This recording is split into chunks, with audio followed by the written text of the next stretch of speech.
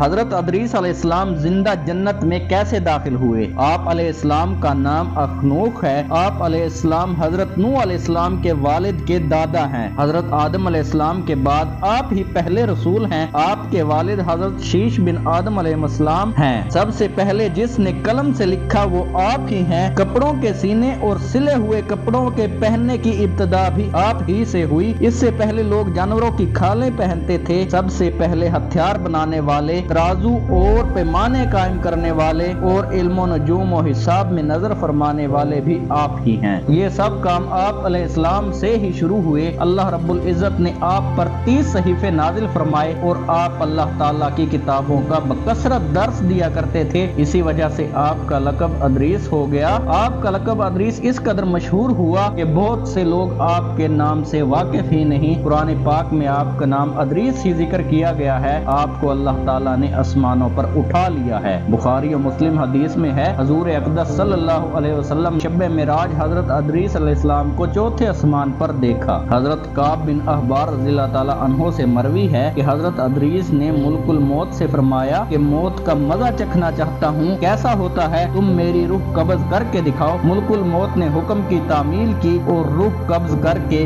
اسی وقت آپ کو لوٹا دی۔ آپ زندہ ہو گئے۔ آپ نے فرمایا مجھے جہنم دکھاؤ تاکہ خوف الہی زیادہ ہو، چنانچہ یہ بھی کیا گیا۔ آپ نے دروغ جہنم سے فرمایا کہ دروازہ کھولو، میں اس دروازے سے گزرنا چاہتا ہوں، چنانچہ ایسا ہی کیا گیا اور آپ اس پر سے گزرے۔ پھر آپ نے ملک الموت سے فرمایا کہ مجھے جنت دکھاؤ، وہ آپ کو جنت میں لے گئے۔ آپ دروازوں کو کھلوا کر جنت میں داخل ہوئے۔ تھوڑی دیر انتظار کے بعد ملک الموت نے کہا کہ اب اپنے مقام کی طرف تشریف لے چلیے۔ آپ نے فرمایا اب میں یہاں سے کہیں نہیں جاؤں گا، اور اللہ تعالیٰ نے یہ فرمایا ہے کہ ہر شخص کو جہنم پر سے گزرنا ہے، تو میں گزر چکا۔ اب میں جنت میں پہنچ گیا، اور جنت میں پہنچنے والوں کے لیے اللہ رب العزت نے فرمایا ہے کہ جنت میں داخل ہونے والے جنت سے نکالے نہیں جائیں گے۔ آپ مجھے جنت سے چلنے کے لیے کیوں کہتے ہو؟ اللہ تعالیٰ نے ملک الموت کو وہی بھیجی کہ حضرت ادریس علیہ السلام نے جو کچھ کیا وہ میرے ہی اذن سے ہوا اور وہ جنت میں داخل ہوئے، لہٰذا تم انہیں چھوڑو، وہ جنت میں ہی رہیں گے۔ چنانچہ حضرت ادریس علیہ السلام آسمانوں کے اوپر جنت میں ہیں اور وہ زندہ ہیں۔ حضرت ادریس علیہ السلام کے آسمانوں پر اٹھائے جانے اور ان کو ملنے والی نعمتوں کا مختصر اور اجمالی تذکرہ قرآن مجید کی سورہ مریم میں ہے اور کتاب میں ہے۔ ادریس کو یاد کرو، بے شک وہ صدیق تھا، غیب کی خبریں دیتا اور ہم نے اسے بلند مقام پر اٹھا لیا۔ یہ ہیں جن پر رب تعالیٰ نے احسان عظیم کیا، غیب کی خبریں بتانے والوں میں سے آدم کی اولاد سے۔